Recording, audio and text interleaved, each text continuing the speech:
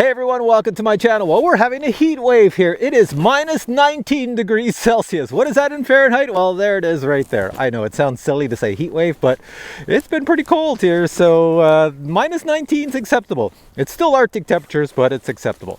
So today I have another new drone on the market. This one has obstacle avoidance. A lot of you ask for a drone with obstacle avoidance that doesn't cost very much. So this is a entry-level budget drone.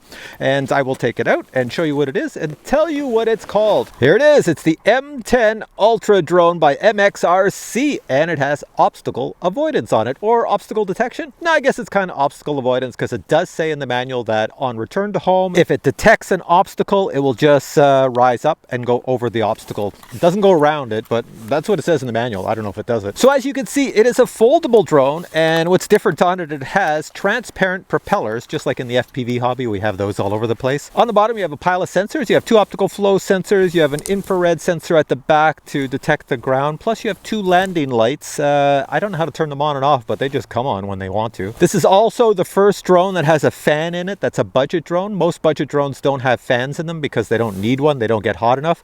This one gets hot because they say the range on it is up to 5,000 meters, which is over 2 miles range on this thing. So to transmit that much power, the video transmitter in here gets really hot, so it needs a fan to cool itself. I don't think it's going to need a fan today. It does say you can fly this in level 7 winds, so that's pretty interesting. It does have a 4K camera up front with a 3-axis gimbal and electronic image stabilization, so I expect the image to look pretty stable on the way back. Hopefully there's no horizon tilt. Flight time on this is 30 minutes. You do put a micro SD card in it. It shows in the specs that you can buy an external speaker for this with a microphone and say, hey, you kids, get off my lawn. And you can also attach a device on here that can carry things, so you can lift payloads. So for all the people that want a drone to go fishing that's inexpensive, this might be one, because it could probably carry your fishing line. You'll have to check into that yourself though, because I don't have any more information on it. It's just what I read in the specs and online, so go check it out. Finally, let's talk about the obstacle avoidance. It has what you would think are 2 sensors up front, but that would be totally incorrect. These are just little stickers there to look like sensors. They do nothing. The sensor for obstacle avoidance is actually on top. You have to attach it. So to do that, I have to take my glove off because it's cold out here. All right, so there's a little plastic piece on top that comes out like that, and then in a box that comes with the drone, you have the obstacle avoidance sensor. So you just take it out of the box and stick it on top. So let's attach this sensor. It's pretty simple. It just snaps in like this and down like this. There we go, sensor's on. It says it shoots out at 20 meters from side to forward to side. So you've got like a 180 obstacle avoidance. So if you need a drone that needs forward obstacle avoidance, this might be one, since it costs very little. All right, I'm gonna put my glove back on and we're gonna get this baby flying. First things first, take our antennas and stick them out. They do not flip up or anything, they just stay like that. They do have wires in them, I've already checked, so they are real antennas. So let's power this on. The switch is down here. There we go. And this is good to go.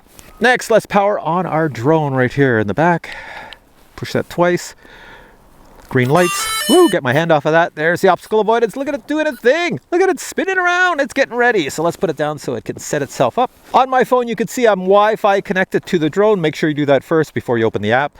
The app for the drone is the XMRC. Click on that and you'll get all set up and ready to go.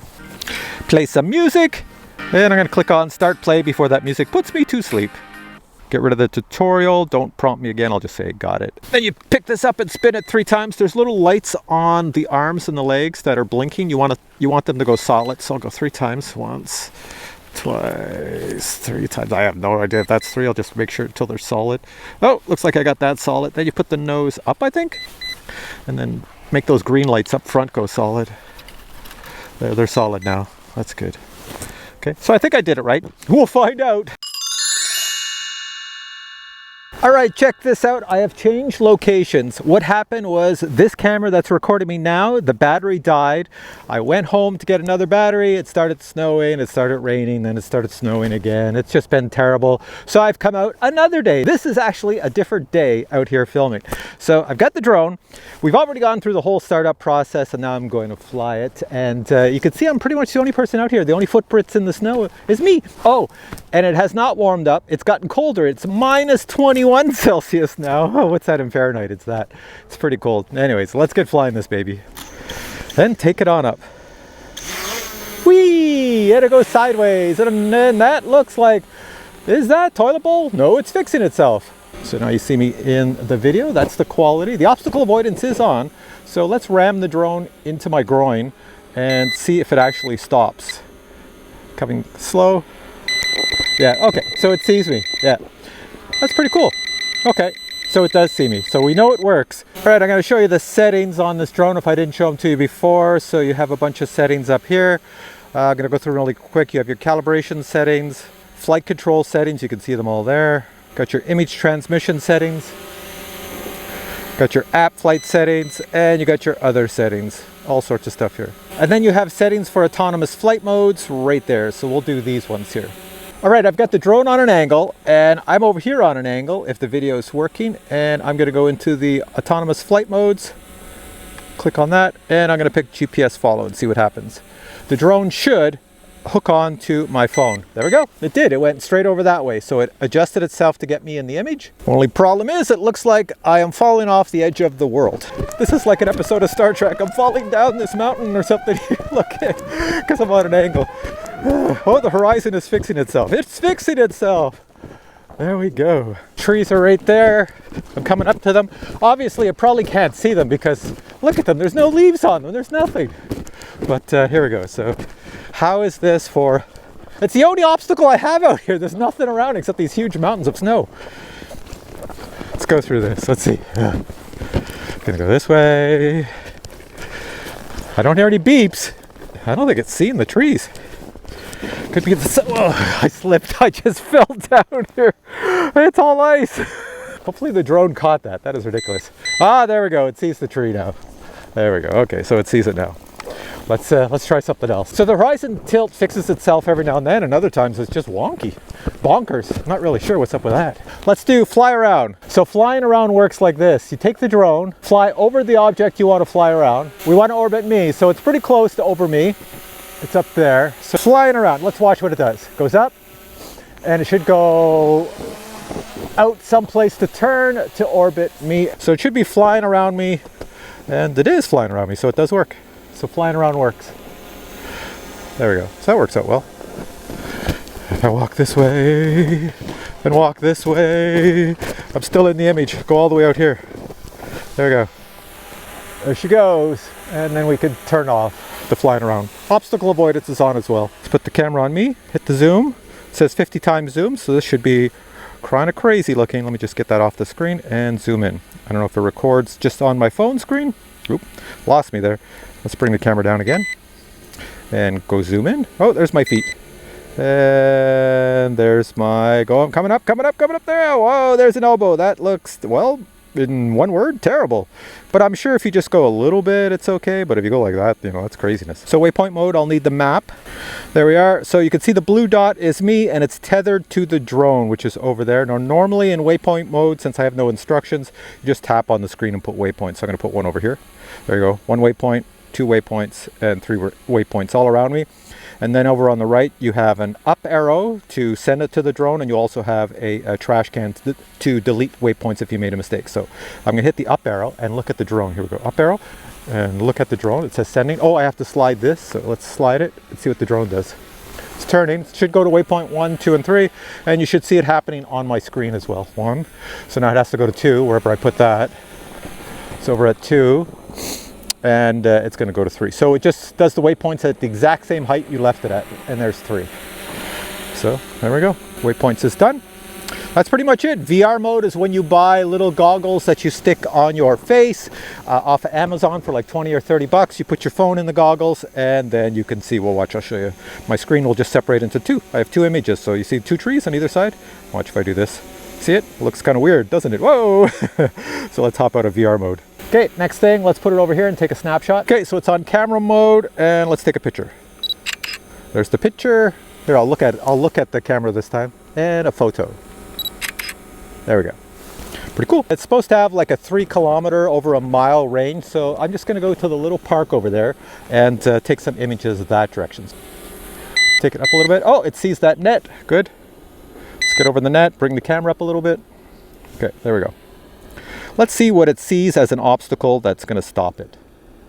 So hopefully the video is working. Hopefully my phone record is working so you can see everything.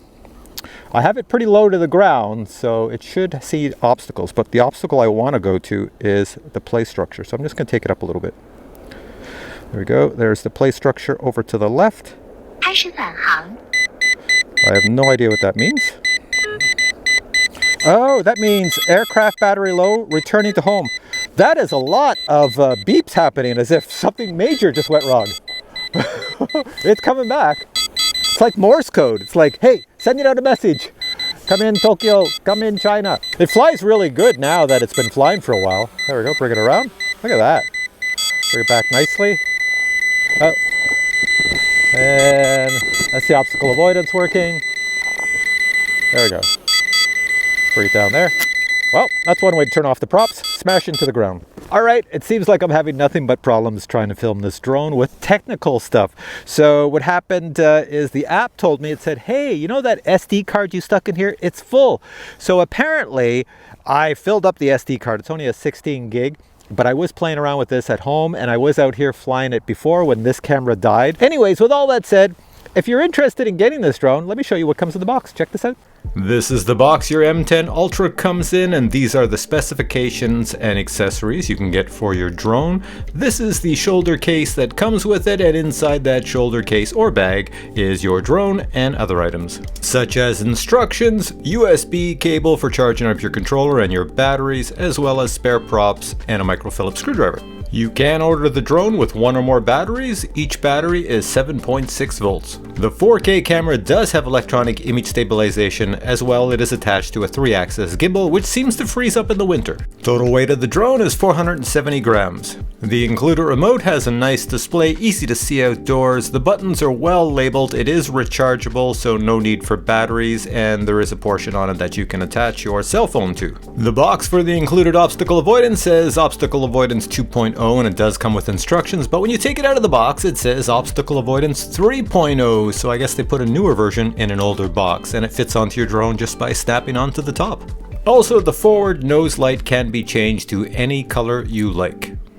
So ends my review of this baby. I'm not coming out again. The only two issues I found with the drone is the horizon tilt was going kind of wonky, but then corrected itself every now and then, and the obstacle avoidance. It does work, but at the same time, sunlight messes it up. It sees the sun is low in the horizon over there, and it sees that, and it just messes it up, and yeah. So if you're flying someplace on a sunny day with the sun above you straight up, it should work perfectly fine, and everything should work as it should work. So I'm going to put links below to where you can find this drone. I do not know the price. It was sent to me from Banggood, so I think it was sent to me from Banggood. Yeah, I'm pretty sure it was from Banggood. So go check it out. The links are below, and if it is from Banggood, there'll be a discount code below so you can save some dollars. All right, guys, hope you enjoyed this video. If you did, please give it a thumbs up, and I'll catch you in future reviews where hopefully everything goes right. Until then, bye.